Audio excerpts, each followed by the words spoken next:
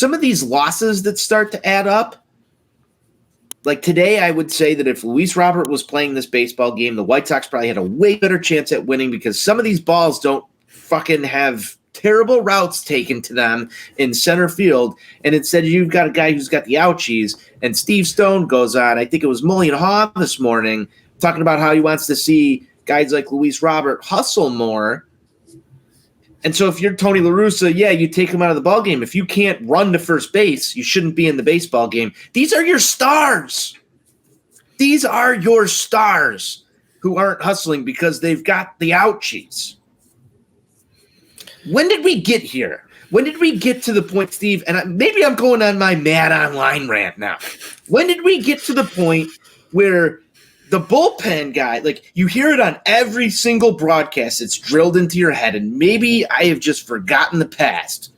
But if you take me back to like 2003, 2004, 2005, was Hawk Harrelson talking about how Ozzie Guillen couldn't go to so-and-so because they pitched yesterday and the day before? Because I don't fucking remember that. I just remember guys that showed up and got the job done. When did we get ourselves to this point where Kendall Graveman can't throw back-to-back days? Now, I know that, follow the science. You get to this point now and like his arm is not going to hold up in October because he can't get this done. But if we're going to get that's right. He ain't going to be worried about his arm holding up in October. Yeah, no, that's fair. I know you're going to take that shot. But you know where I'm going with this. We're not going to get there, though, if you don't have the guys to do that. And are the IL stints right now? I'm going to exclude Danny Mendick tearing the ACL and all this other stuff, but you're seeing guys going down with nagging injuries. You're seeing guys not going as much as I felt like they went in the bullpen. You're a big Neil Kotz guy. This team needs a Neil Kotz. Where are we? Because okay. I don't know if I'm supposed to be frustrated at the guys because they're not in. I don't know if I'm supposed to be frustrated at management because they're not throwing these guys in the bullpen. There's sides to every story and there's stats to back it up everywhere. Where are we? The great Hawk Harrelson used to say that the best way to protect your bullpen was with your starters.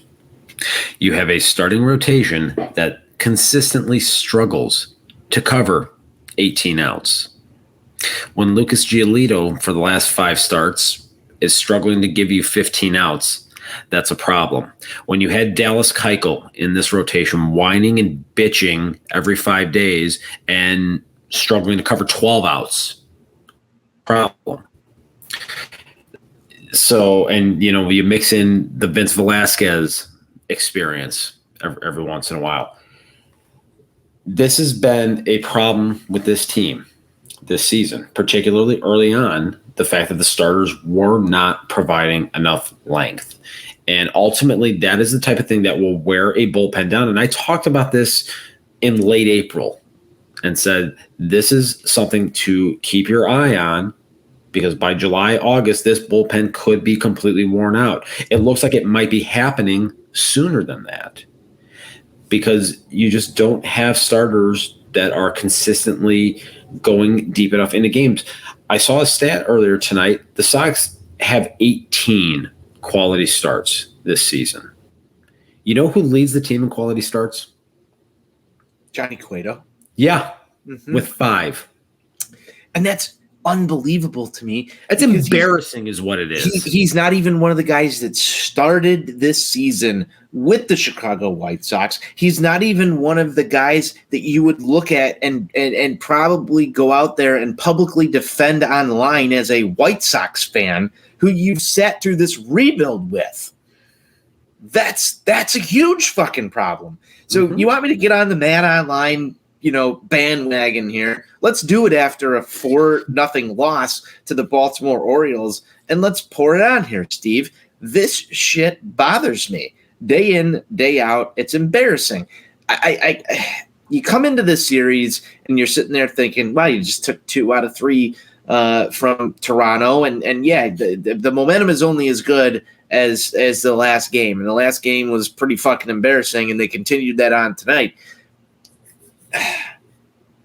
Is it a result of the injuries? Is it a result of the latest loss? Is it a result of, Cueto looks fine. Your offense didn't show up today. It's one thing or the other that's going to go bite this team in the ass, it feels like right now. I just don't understand where some of these guys are, and I don't know where to point the blame, because I genuinely feel, Steve, that there's a reason why some of these guys aren't as good as they should be, or what we rebuild. I can take into effect long-term COVID with some of these guys. Maybe Giolito didn't come back that right, and he's just eating it right now and doesn't feel himself.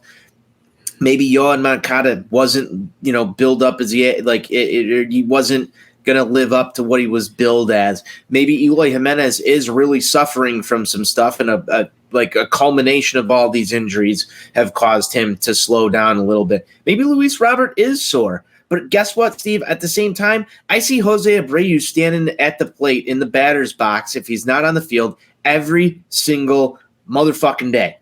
Every single day. And I thought he was the leader of all these guys, and well respected by some of these guys on the field. And I just think if there's one thing, and I mean, I'm going to get called out for this, if there's one thing that hasn't passed down from Jose Abreu to some of these other guys, is just kind of that toughness, that be there every day, because availability matters. Availability is one of the most key things. I mean, look at Cal Ripken Jr. Why do people respect him? Because he was a good baseball player, and he was there every single fucking day in the batter's box playing baseball. Now, you can take some of these other injuries and say they're severe enough to keep you off the baseball field. You as a baseball player, no, sometimes you suffer something and you're never going to be the fucking same.